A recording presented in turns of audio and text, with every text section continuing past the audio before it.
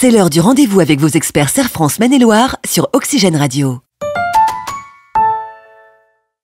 Nous sommes en compagnie de Michel Besançon, le directeur général adjoint de Serre France Maine-et-Loire. Bonjour Michel. Bonjour Thierry. On va parler de SMIC aujourd'hui, notamment de cette évolution en matière d'augmentation du SMIC. On en est où?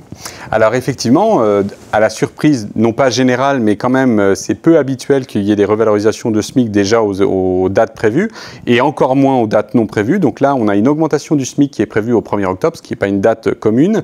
Et cette augmentation, elle représente 2,2%, donc qui va impacter les personnes au SMIC. Donc ça représente environ 35 € bruts par mois pour un salarié. Donc le SMIC horaire va passer de 10,25 à 10,48 au 1er octobre. Quelles sont les incidences, notamment pour les entreprises ?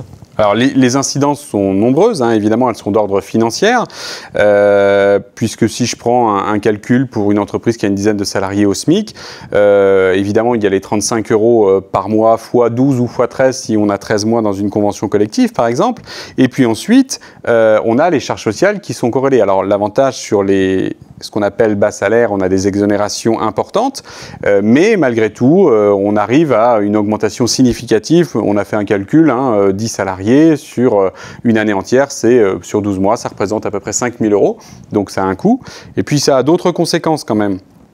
C'est que la politique salariale dans l'entreprise va être impactée, puisque si une partie du personnel dispose d'une augmentation, l'autre partie du personnel pourrait être en droit de le demander aussi, même si ce n'est pas une obligation. Alors il y a deux catégories. Il y a la catégorie des salariés qui vont se retrouver finalement plus très loin du SMIC, et qu'il va falloir aussi très probablement accompagner.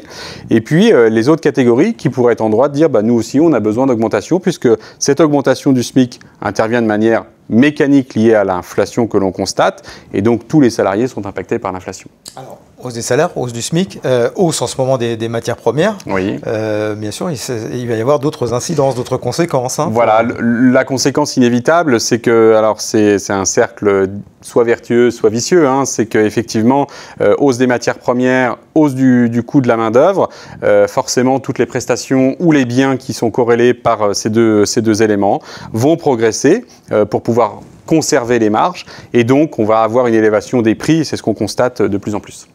Merci Michel. Merci Thierry.